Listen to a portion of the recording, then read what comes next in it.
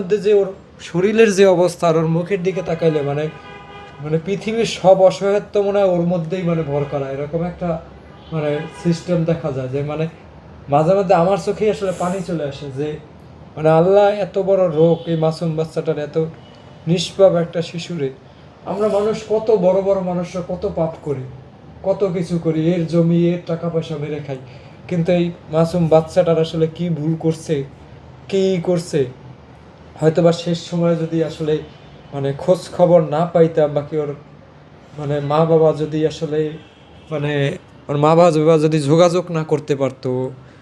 জানি না কিভাবে কি আল্লাহ মিলাই দিছে। তো আসলে ওর যদি একটা বাড়ি ওনারা আশাই ছেড়ে দিছে যে চিকিৎসা আর হবে না, এরকম পেট আস্তে আস্তে বড় হয়ে ফুলতে ফুলতে, তো আশা যখন ছেড়ে দিছে তখন আল্লাহ আমার সন্তান তাদেরকে দিছে। মানে ওর যদি বাড়িতে বসে একটা অ্যাক্সিডেন্ট হয়ে যেত, ওর সব